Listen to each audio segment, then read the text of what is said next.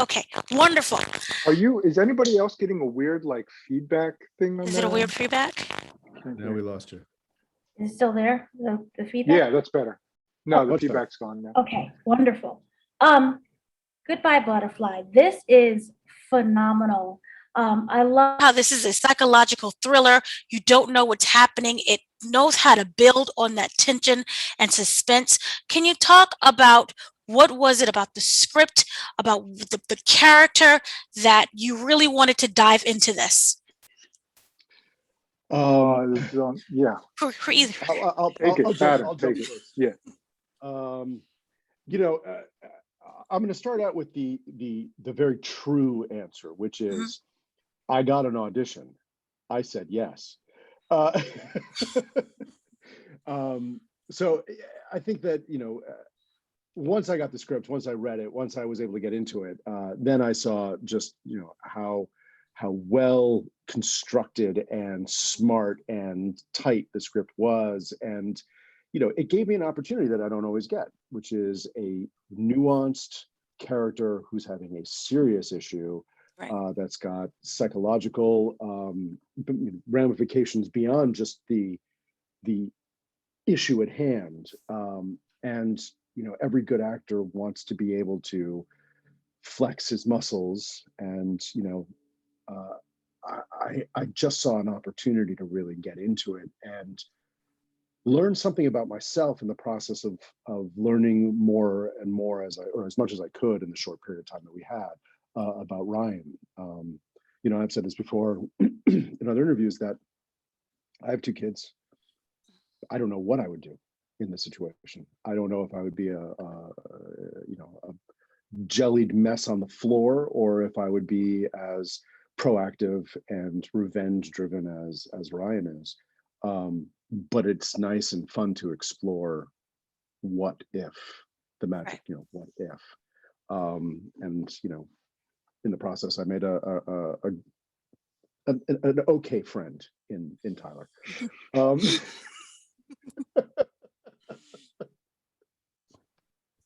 And then for you. Yeah, you know, unfortunately on my end, the answer in terms of like how I came up with the story and where it all came from is similar to Adam's. Is I had to. I was supposed to be involved. I put together this production company. We had raised a small amount of funding that we were supposed to put into this other film. We were supposed to collaborate with this other production company on, and that project ended up falling through. So we were left with like a third of the budget of what we were going to have for this other film. And I still had people who had put money into this thing, this endeavor, that wanted something for their investment. So I had to turn around and scramble and come up with something that could be made on a shoestring budget. And you just sort of start from that base of like, well, this is going to be one of those 3 people in a room type of movies. Right. So it's not like there was a particular story that I had to tell. It was like, well, you start from that base and go, we've got 3 people in a room. How do we do something interesting here? How do we come up with characters and a scenario and a situation that is going to make for a movie and not a play, basically. So you kind of start from there and you build and build and build. And every time you sort of add something on, you get a new dimension and a new layer. And it just sort of turned into what it was. So because it was a shoestring budget, do you feel that allowed you to be more creative? In a way, yes. In a lot of ways it does. The limitations can sometimes be your best friend in a lot of ways, because they force you to have to really, like, if you can throw a bunch of money at something, oftentimes you just end up fixing things by throwing, you know, money at a problem. But when you're very limited in what you can do, it forces you to have to be very creative in how you come up with solutions, everything from the script through principle, you know, and into post. You have to be very sort of economical in your storytelling and in your decision making. And it oftentimes, you know, that saying about, you know, necessity being the mother of all invention or something, it is true in a lot of ways. You sort of have to create something because of limitations. And sometimes that ends up being better than you would have created if you didn't have those limitations. Right. And for you, Adam, the character goes through an emotional roller coaster. So I was wondering, with you, do you have you always viewed him as a villain or a hero, or is there no answer to that? I don't know how to answer that. Okay. I think that to label him one or the other is too pigeonholing at any moment in time. I think that there are moments where he is a villain. There are moments where he is fully justified in what he's doing. And it's the fluidity that brings the humanity. You know, I think we would all like to be able to say, we're really good people all the time. Right. But, you know, I believe even the Pope has a bad day, or, you know, whoever, you know, choose somebody, and is perfectly capable as a human being of doing something that they would regret. So, you know, there are moments where I'm incredibly violent in it. And I know for myself that I have that ability, but it doesn't mean that I'm going to go out and I'm going to, you know, pummel somebody. Right. You know, I certainly would feel guilty, you know, probably well after the fact, but I'm kidding. So I think that there's no way to say, yes, Ryan is a villain, or yes, Ryan is the hero. I don't think that he's an anti-hero, but I do think that he's human. Right. And I think that, you know, my hopeful portrayal of him is showing somebody who is completely conflicted, but trying the best with the circumstances that he has to just find a way to keep living. So I was wondering, because you were saying also that everyone has that ability to go there. So what was your process to get inside of Ryan's head? Well, I have 2 kids. And, you know, I've said this before, and I'll keep saying it. I don't know what I would do if something happened to one of my children. It could be, you know, a pool of jelly on the floor for the rest of my life. I may seek revenge. I may, you know, who knows?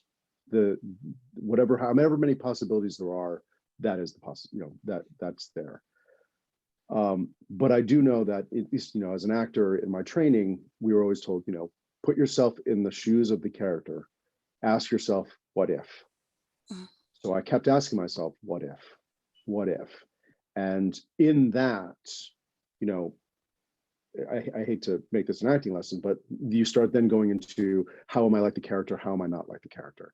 And what are the similarities? And how do I then meld that into whatever the differences are? And through the process, and again, this falls into the first question you asked, which is, you know, necessity is the mother of invention, the limitations. We did not have a lot of time. There was not a lot of rehearsal. There were decisions that needed to be made. You hope they're the right decision and you run with it, because you're only going to get 1 or 2, maybe 3 takes if you're lucky. And I feel that based on the script that was given, and this is a testament to Tyler's writing, that he really did give a good blueprint of a human response. And I was able to say, well, how am I like, how am I not? And if I'm in this situation, what would Adam do? And then take it to a slightly different level, which is what Ryan would do. Right. I hope that answers the question. Yes, it is.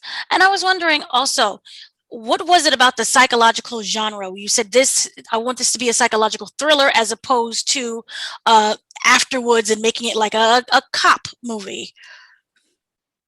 Well, I think it's you know, it's touching on Adam's last statement. There is like, what intrigues me as a storyteller, what intrigues me as a filmmaker is that human condition.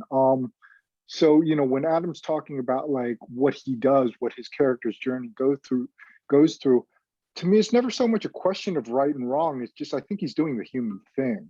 It's like, I think he's doing the only thing that he has within his ability in that particular moment to survive what he's gone through. I don't think right or wrong ever really enter the picture for him, because it's just like this terrible thing has happened, which has snowballed into more terrible things happening. And it's like, as a human being in that situation, what do you do just to relieve your own sort of angst, your own sort of anxiety in that situation. That's always more interesting to me than going down a particular road of I don't even know how to finish that sentence, but Well, it's I think I know what you're saying. Is like we as the filmmakers, as the writer, as the actor, as the director, are not trying to put a moralistic spin on this.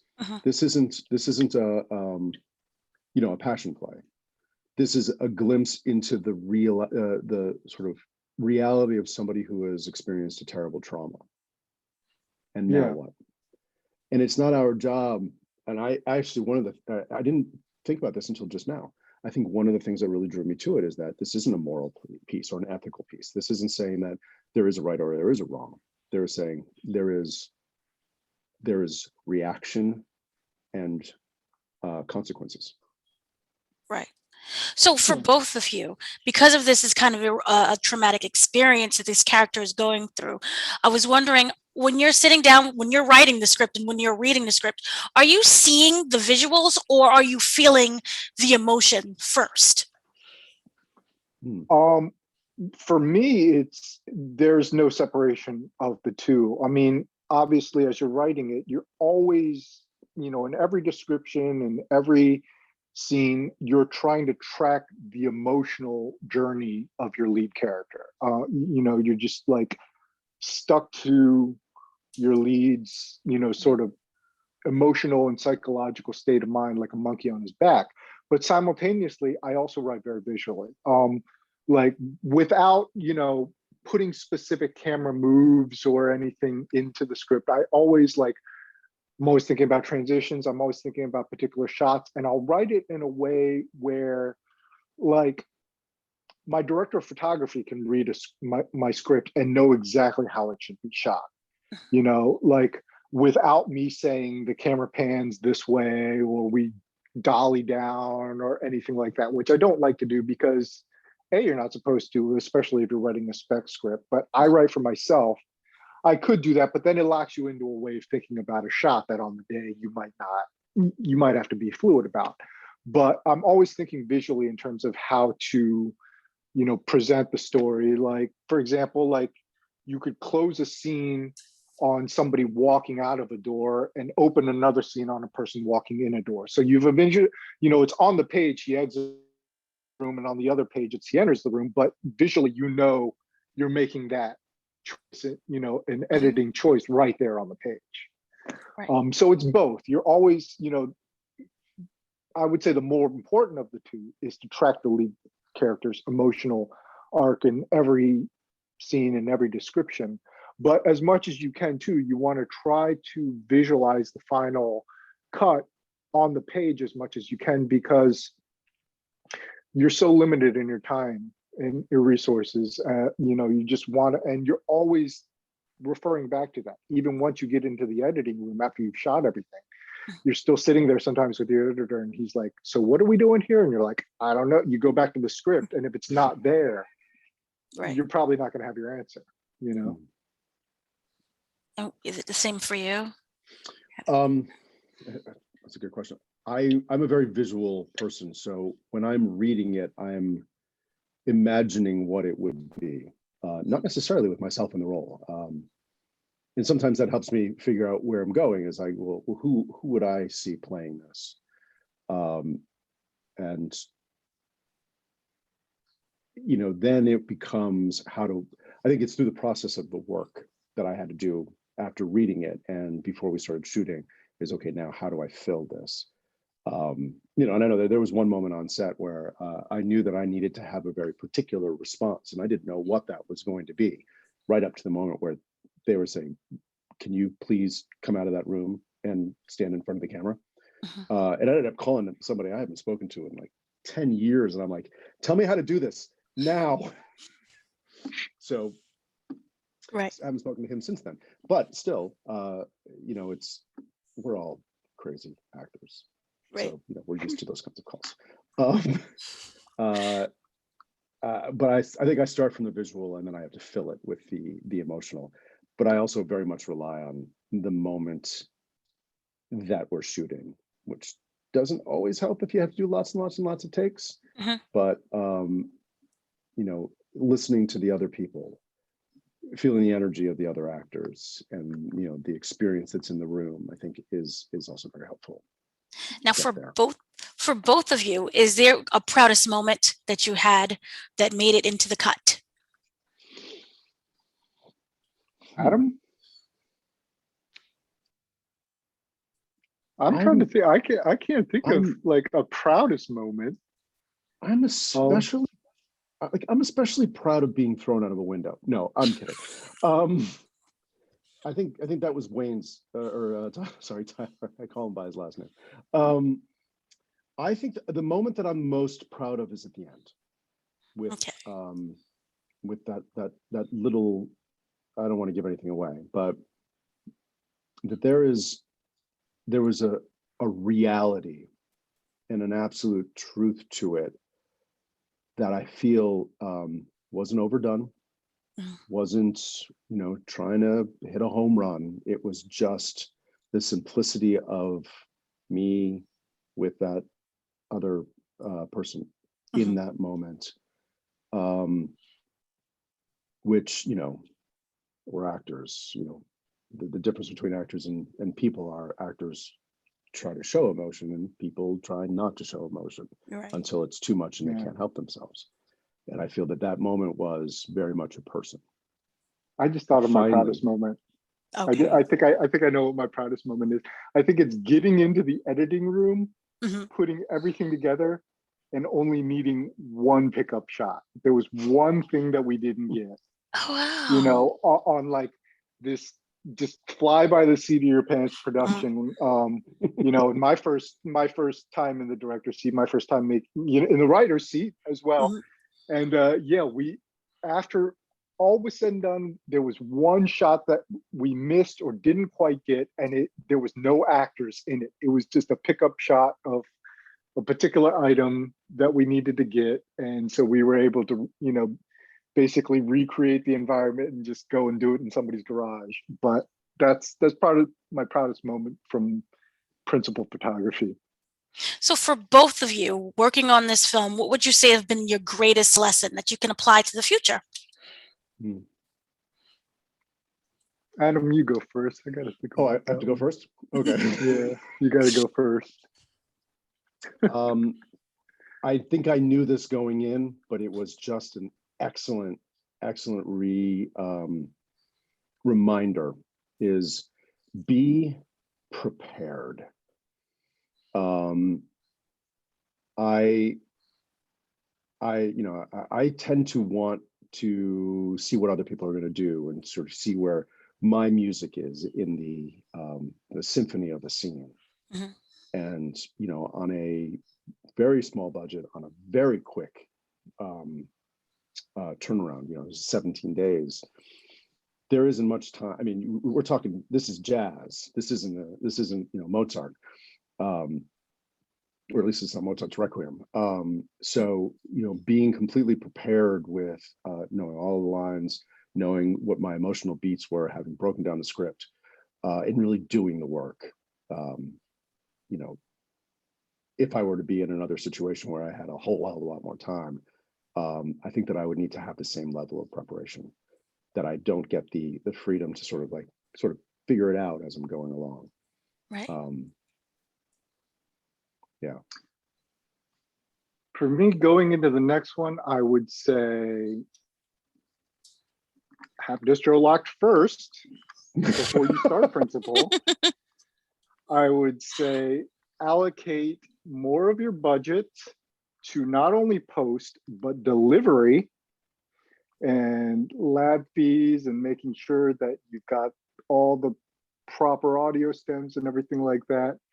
And I would say, for me as a filmmaker going into it, I know what I'm looking for more from my department heads next time around. Also knowing the difference between going into a day where you're shooting dramatic scenes versus going into a day where you're shooting action scenes. Right. And for you, I was wondering the importance of the name Goodbye Butterfly. Can you touch upon why did you put that title in? What does it mean to you? Just seemed cool. Literally, just seemed cool. It's actually one of the things you try to start with a title. I mean, Mhm. before you start with a title and you try to come up with a log line and you just kind of keep expanding from there. Yeah, it's just, I wish I had some cool genesis for the name of the movie, but it's just the little girl's the butterfly, and that's That that. works. That works. Sometimes Simple. it just is what it is. Yeah. That works too. And lastly, for both of you, there are going to be a lot of opinions about this film. What would you say that you want fans to learn during this whole experience? I'm gonna let We're you going go with you first. again, Ed. No, No, we're you're doing good. this alphabetically. Oh, Hot seat. hot seat. Let's see, I'm gonna fly by the seat of my pants here. I think that, something along the lines of, you never know what you're going to do until you're in a moment. Mhm. You can never prepare for how tragedy will strike, how it will affect you. But through the course of this ride, while you may not get the thing that's lost back, that they really do hope that there is at least a semblance or a possibility of catharsis. And I think that through the course of this ride, he doesn't get what he lost. He'll never get that back. His life will never be the same, no matter what. But he gets a moment of catharsis. And it isn't the catharsis, it isn't the moment that he thought it would be. So keep your eyes open to sort of, not to sound like a fortune cookie or some sort of terrible internet meme aphorism, but you got to keep your eyes open to see where it's going to be and grab hold of it and run with it. Yeah, mine's not as eloquent as Adam's. I'm gonna go with embrace the outlaw life because no one's gonna help you but you. Oh, and I was just wondering one more thing. Can there be forgiveness at the end of this movie? From who? From And to everyone. whom? I think from For who?